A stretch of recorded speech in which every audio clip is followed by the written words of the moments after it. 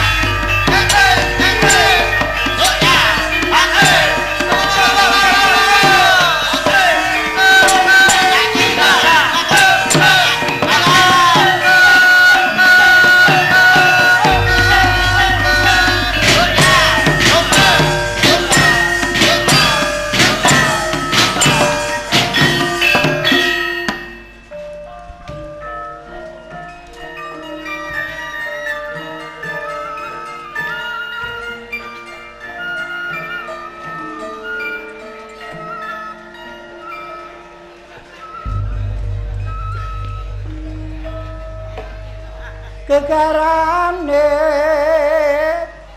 wong akrami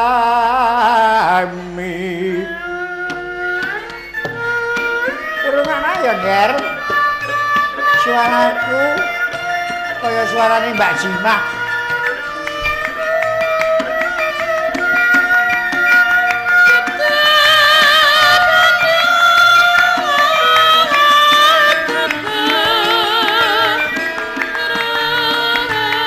kenang glali kakulane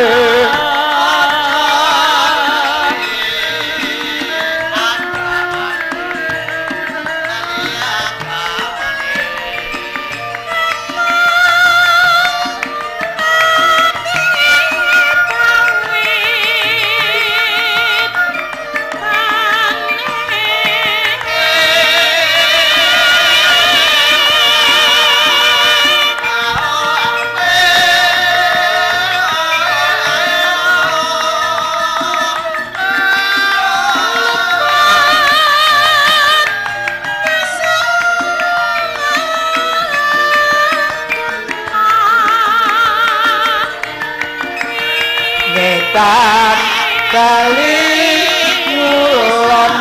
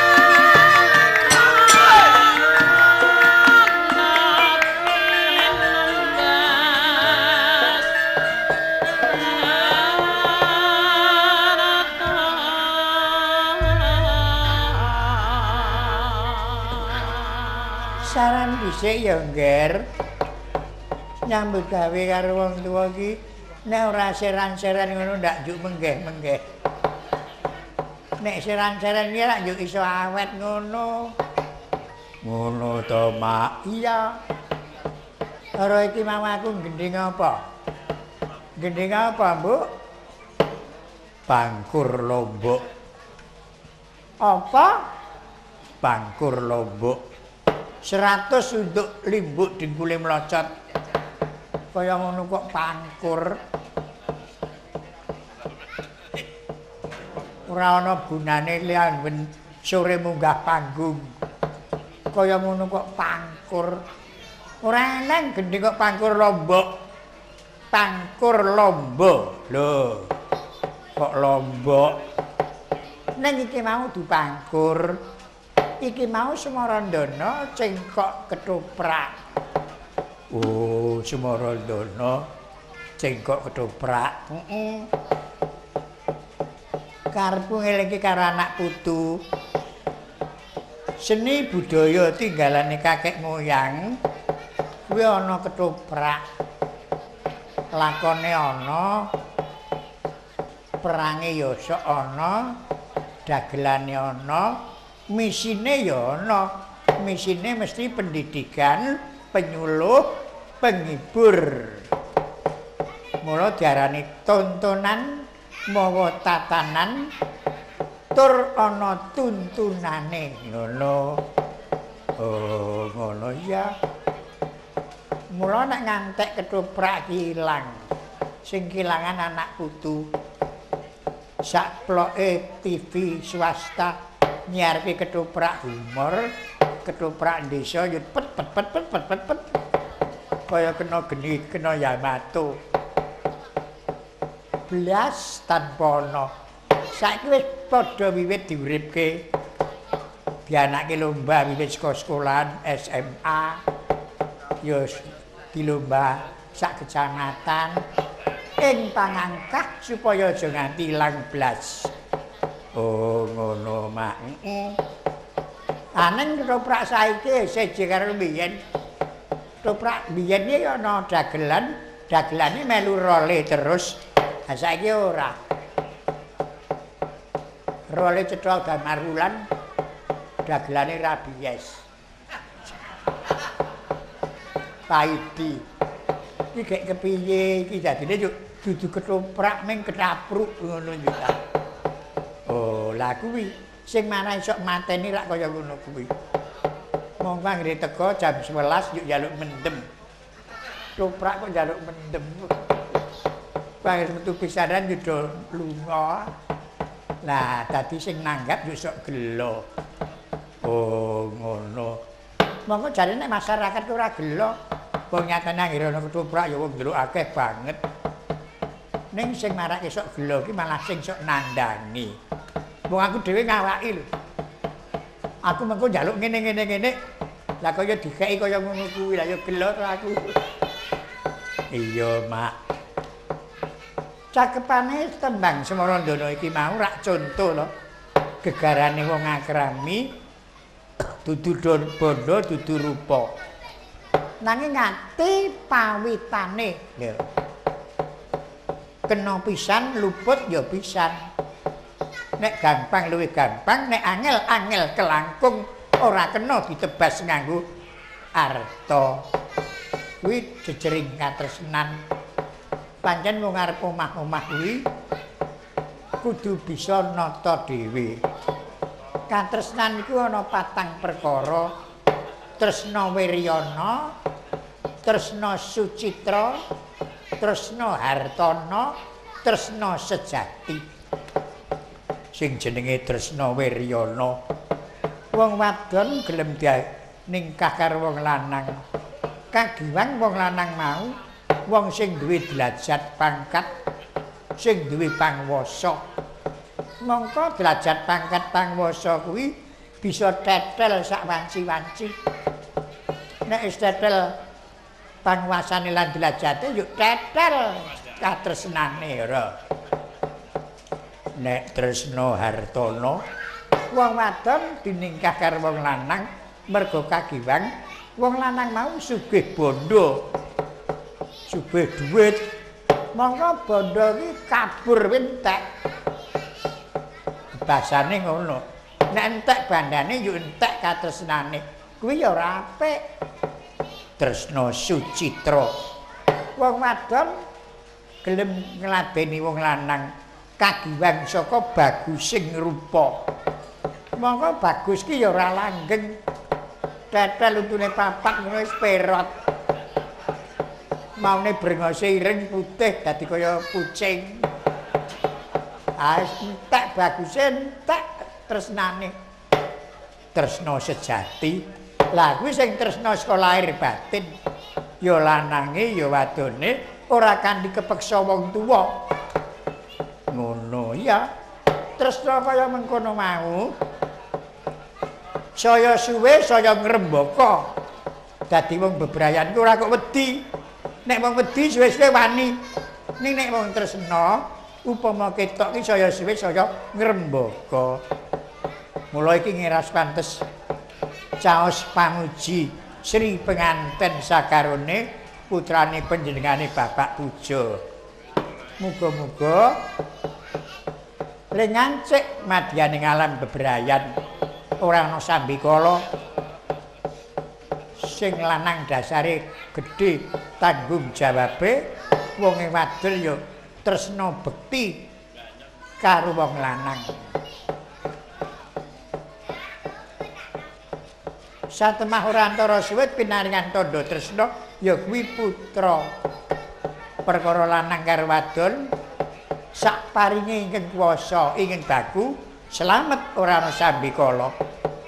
Ngono mak iya. So nek wis grebine nek tingkep nimbali kowe karo aku meneh ngono. Ayo prayoga to mujek apik ayo. Kowe arep saos panglipur apa? Ya manut Cobi Mbak Kalimah saiki. Nyuwun diparingi pangkur mangke dawah ngimpi. Mangga.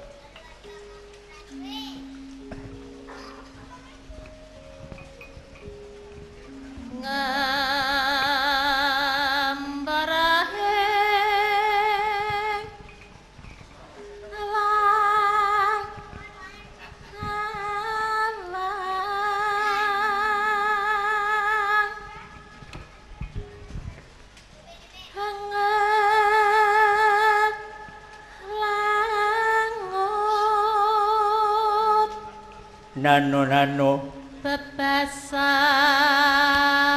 tanpa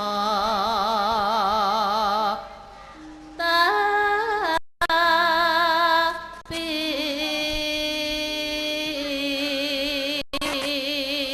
nah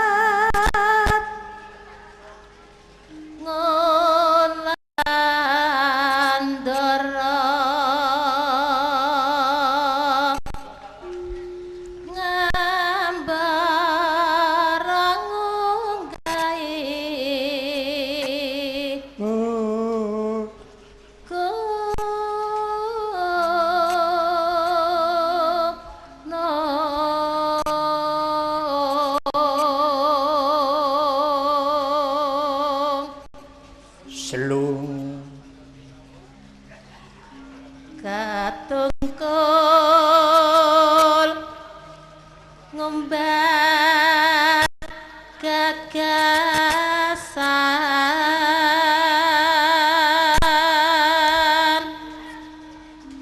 sakta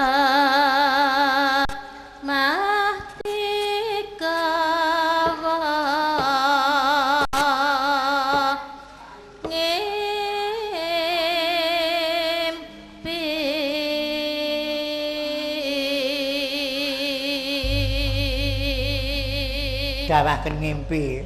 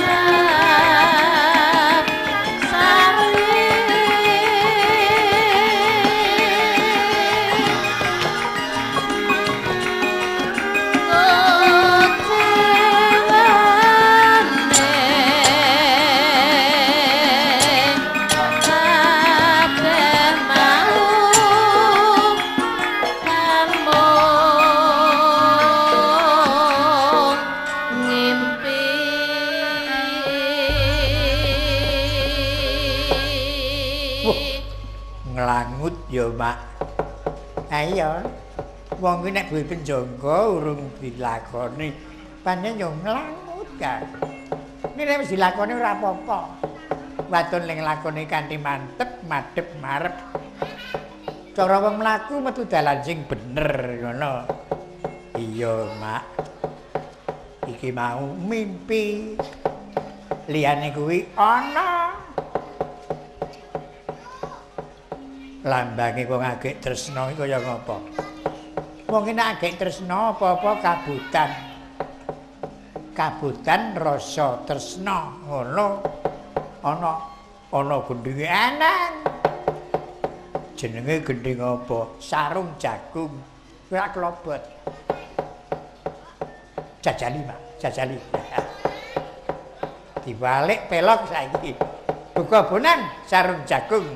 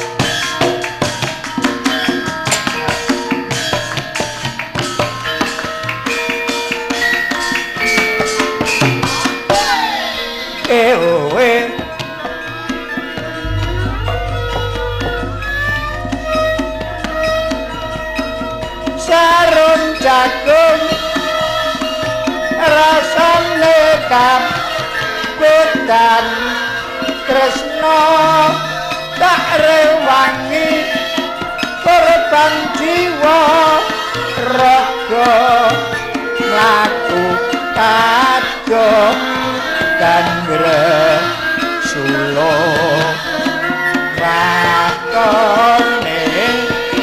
sesat dengan kangka usai semrah satu nadyan munggah gunung ora wegah wakone kan satu nanding mung tansah eling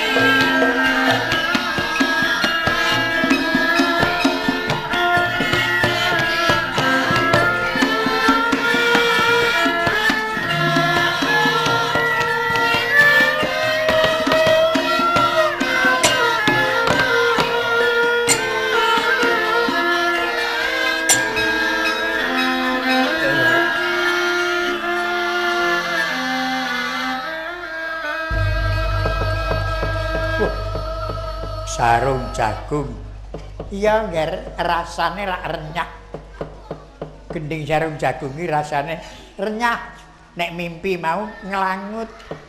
Panjen gendhinge ana rasa dhewe-dhewe nek iso ling ngrasake. Ana gendhing sing marake sedih ya Allah. Liyane kuwi mak pisan kas wae. Aja akeh-akeh. Iya. Aku karo kowe iki wong limbuk karo cangik wis tuwek ya delo-delo wae. Slendro Patresanga paringi tembang gambuh. Mangga ora ngarani wong akeh. Sapa to mak sindene? Wah, sing nembang dhisik mau Mbak Sujimah. Kuwi sinden sambene Klir maker tukang dodom ngono. Dhewe wis sembrol dodomi ke. Liyane Mbak Kalimah kuwi ya sinden. Saiki sambene dadi baby sister. Baby sister. Ngomong mingah. Terus sing rada gedhe meneh kuwi Mbak Sriyatini kuwi sambene warung koboi. Lah saiki nek ora luwes ngono piye? Kudu ya luwes ngono ora kok mung cara wong mlaku dalan siji. Heeh. Terus Mbak Siamsih kuwi ya sinden sambene ngangsak. Arep diangsake wong ora etuk, dira-ura. Arep tak angsake dhewek. Wah, tanine pedhel. Mula ora glingsing saiki. Sing siji Mbak Sukini kuwi ya sinden. Sambene kuwi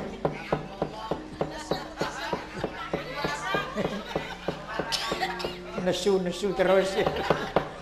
Akhirnya sing lanang le bali kasep yuk nesu. Aeng-aeng. Monggo tembang gambuh. Isine PKK Maju.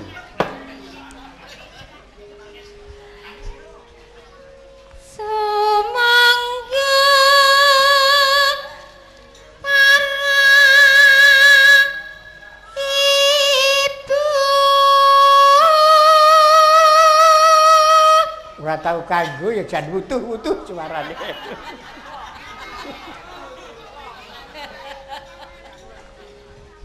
Sageng wargane PKK Maju.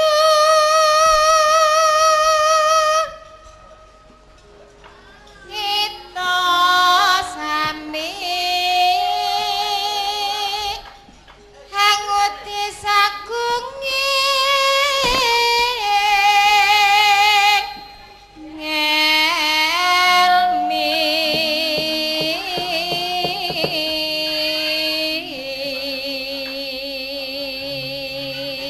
Dawaken gending suwanten sinden kur dawah gending PKK Maju mawi lancaranipun rumiyin. Dados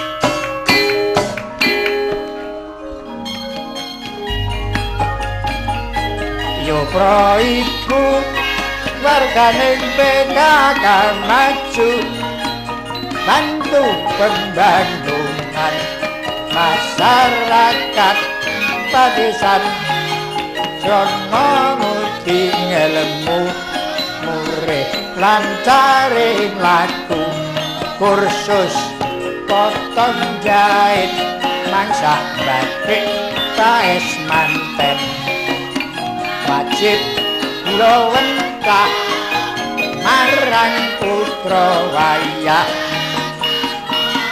nindakake keluarga berencana jalali nabung ingkang tabanas lantaska ayo PKK maju besok kanggo anak putu kuku sing dupa kumelun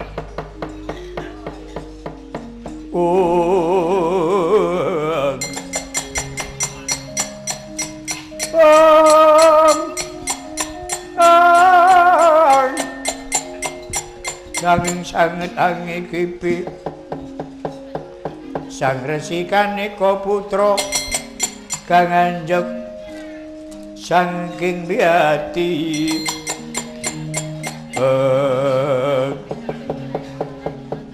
pagedhongane Prabu Bathara Kresna manjing saklebeting bangsal manguneng ngenengken cipta mangsa semati peminta sing Hyang Widi sinigek ingkang wonten saklebeting bangsal manguneng kacarita ingkang wonten madyaning gelanggang payudan Sangya Prawadya samya merpeki tepining gelanggang payudan awit saking kathahnya jalma pating bleber pating blulung yaya sulung rebut marga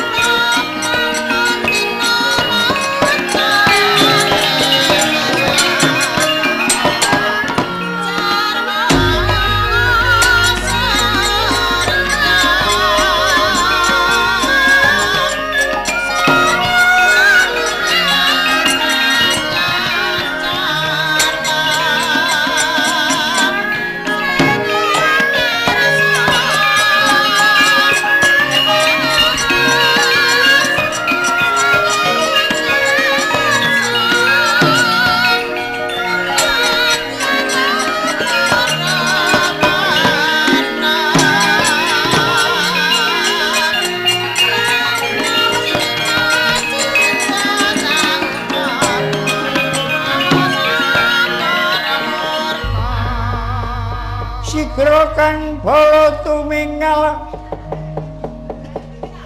campuh perang samya ngadali lir tatet wileding godha dahyang gumangun taniti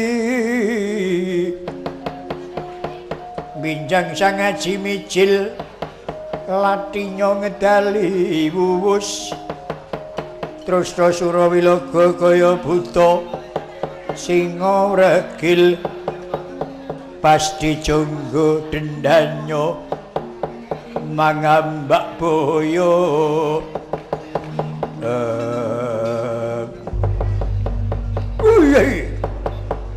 jagat Dewa Bathara sombo kang ndak anti-anti ora madyaning glanggang ingkang merpeki aku dudu sombo satria kencelang kenceling kenceng solo kowe takon marang aku. Bambu. Satriane dedeg piadeke ora spira. Suarane gumleger kaya gluduk. Yo aku takon kowe sapa? Sentana Dwarawati. Raden Haryo Setyaki. Wah, iki kalingane sing jeneng Setyaki. Setyaki Singa Mulang Jaya. Wah, loro Singa Mulang Jaya. Wersine Wira edan 3. Wersine Wira Padmanegara. Wah, 4. Padmanegara. Tambak Boyo. 5. Yuyudana. Yuyudana. Wah, 6. Wopit. Oh wis. Tarane isih meneh. Satria siji kok jenenge pirang-pirang. Apa mau niki Satria sugih utang. Akhire utange wis bunder. Ganti alamat karo jeneng. Nanggon alamat anyar wis bunder utange. Ngalih alamat meneh. Aja wadon bisa ngucap. Jenengku akeh paringane para pepunden. Kowe jenengmu Prabu Sakra Sangkara. Angker. Jenenge Sakra Sangkara. Sing mburi yo Udawa Patih. Wah. Patih dicunget-cungetke. Setyaki Uluwaran. Sobondi arep dadar kaprawirane. Ora perlu gebok koncane anggir sombo. Setyaki maju. Mergo Setyaki bebeteng karo Ndrawati. Kelakon kowe gebok koncane anggir sombo. Setyaki wis kemlundung mustakane. Babu. Wani mungsuh aku. Bedene apamu? Ora kelak wertu adil Prabu Sakra Sangkara. Ratu gegeduging jagat. Ratu Deng Setimandra kula. Wani mungsuh aku. Jeleh urip ana blaring jagat ora urung kene.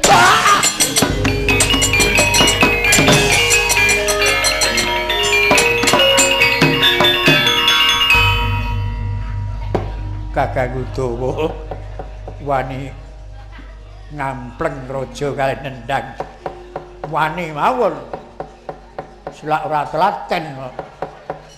Raja kaya ngoten niku watake ngeyel. Omongane bengak-bengok ora ngerti tata. Nek mboten ndang dides ngoten ora rampung-rampung nek jar rembugan. Ora mung rembugan wae. Selak jeleh. Sing nantang kula sing rembugan kula. Panjenengan sing ngantem kula kok sampean. Sampeyan gelo to? Kula rak marem. Perkara kula dianggep luput kalih sampean gampang. Wong luput wae rumangsa luput, njaluk ngapura, rampung. Nek golek kemareman niku angel. Angel. Yen ngaken Kakang Udawa badhe temandang mboten. Kula niku pisan-pisan pun trima. Pun tuwa niku pisan-pisan pun trima ngoten mawon. Pun mriku kula aturi nyekecake. Kakang Udawa senengane sembrono. Raja Ranggal bali kene merkaring patimu.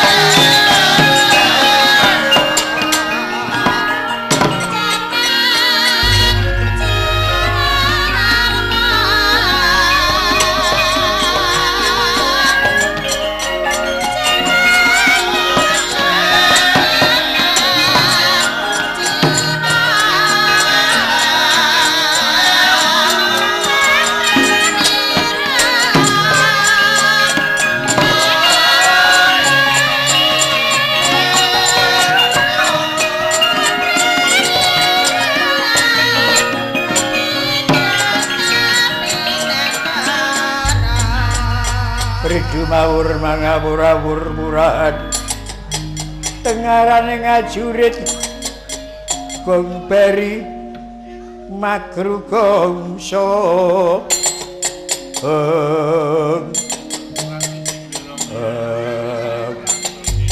ono satria anjok saka Girgandara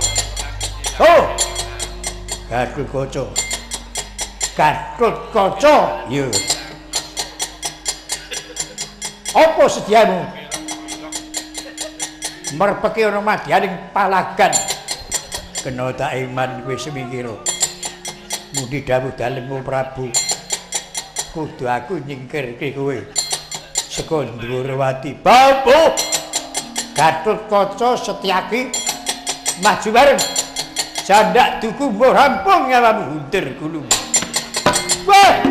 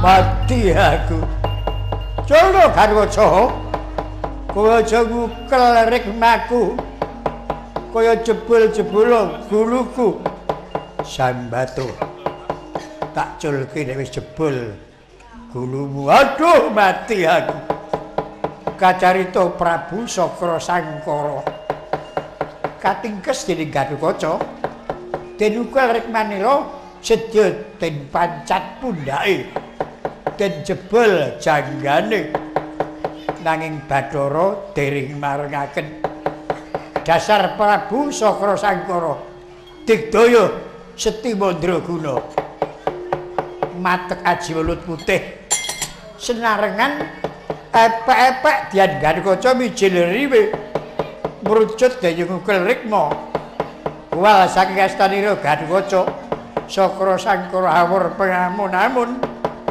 nanging datan wani nyaketi negari Ndrawati.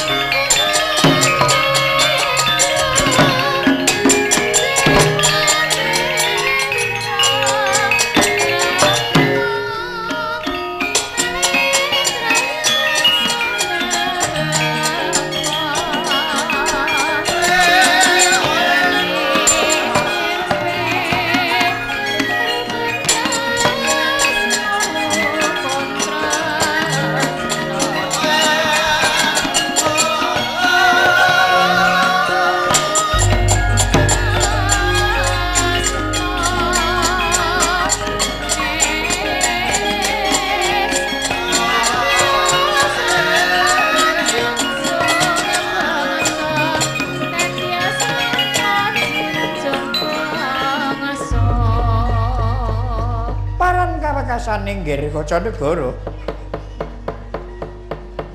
Madurwa Prabu Bathara Kresna Sakra Sangkara uncat saking paprangan munjuk ngersa dalem Koko Prabu dupi anggir Gatotkaca ingkang majeng Sakra Sangkara kados kami gilan kalenggan menika Dwarawati sampun tata tentrem tur boten wonten ludira wutah ageng Rajapati syukur bejo sewu Gatotkaca tak trima ya kowe sabiyantu kadang Dwarawati dadi sarana tentrem negara Dwarawati. Kalenggan iki pun sedya budal. Minangkani pamundhute Yayi Prabu Puntadewa. Nanging prayoga jeneng sira ndhisik ana laku karo pamanmu Setyaki. Aku sedya lumaku cara kadewan. Ngestaken dawuh. Nyuwun tambahing pangestu. Nyuwun pangestu Koko Prabu. Ingkang ati-ati Setyaki Gatotkaca.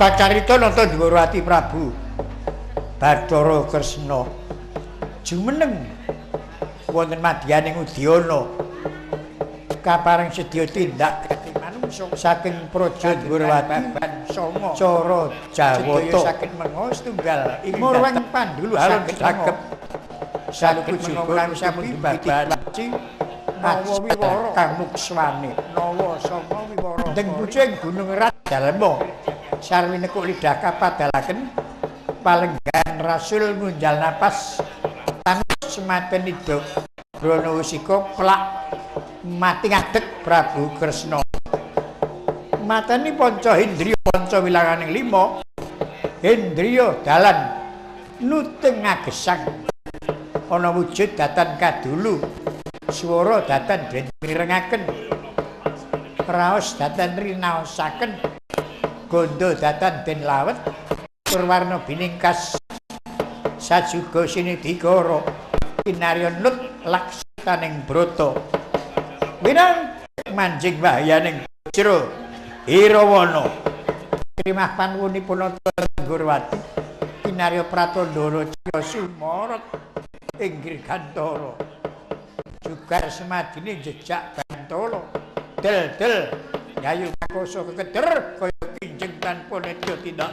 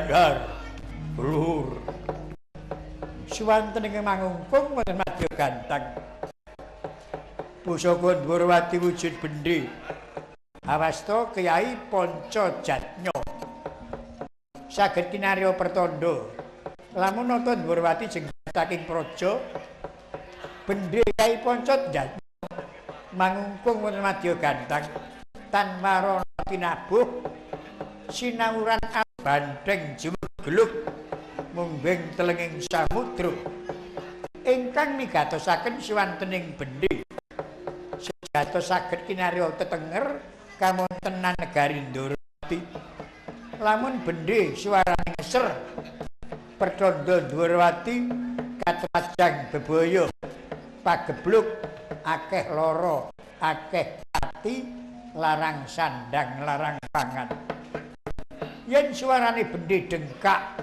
negara Dwarawati katrajang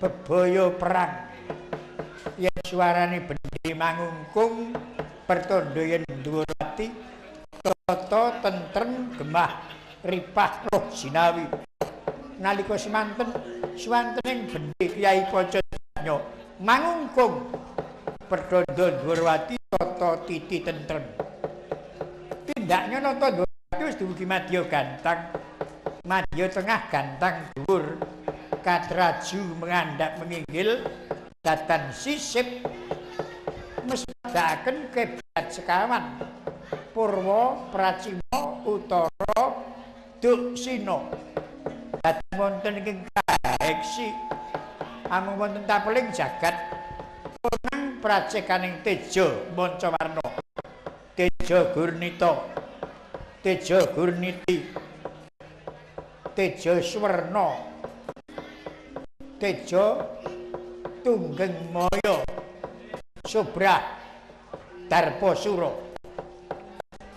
teja gurnita tejane sarya kang ambek utama teja gurniti tejaning wanudya kang ambek utami swerna tejane dewa ngejawantah tunggeng maya tejane pandhita gentur tapane subrah tejaning banyu darpasura tejane wong perang gedhe sedaya teja kakedhepaken ical datan kaeksi amung teja darpasura datan ical nanging malah saya ageng selawan-lawan kejot nata Dwarawati panglucet yanindriya ngantos kanjil ing lisan mangkono cipta wirganira wah alah Iwang Sukmana sasmintan ingsun bono langgeng bonang kanang teja kabeh tak kedhepe ilang teja Darpasura ora ilang malah gedhe selawan-lawan ing mangka Jawata wis paring pangandika yen mercapada ana teja Darpasura ora ketang mung sak gebyaring tatit ana kedaden perang lha apa yen mengkono iki ngalamate kadhe Pandhawa Yayi Prabu Puntadewa nggone bakal besanan karo Dimas Arjuna ndandak nganggo panggodha perang. Wah, alah. Sedya tak gawe sayembara pasang kiri. Yen teja kena ndak cekel. Nadyan kedayan kepiye bae bisa tak kuwasani. Nang yen teja cekel luput kurang bejane bubrah angkane kadangku Pandhawa tumurun Madyapada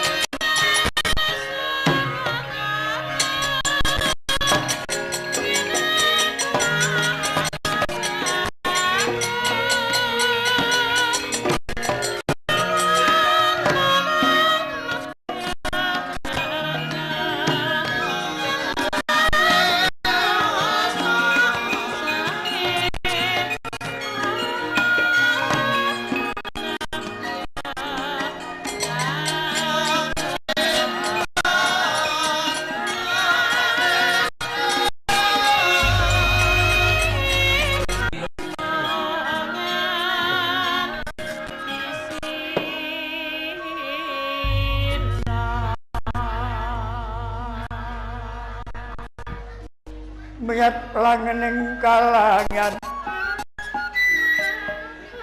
aglar banda muncar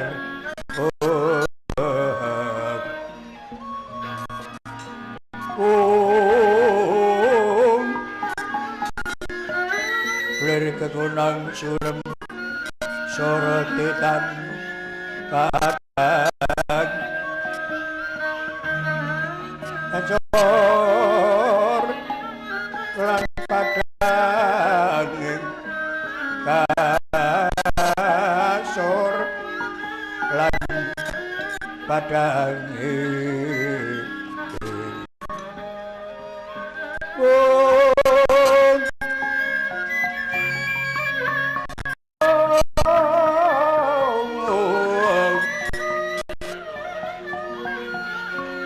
purnang gegono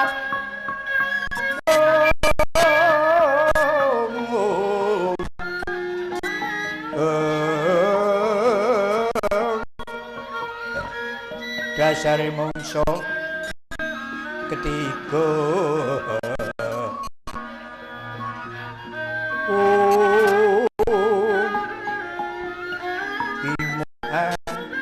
nawang ngujung hancolo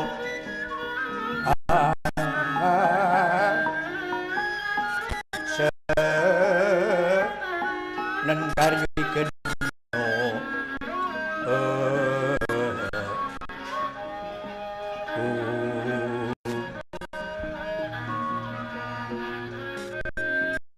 mewah ning kono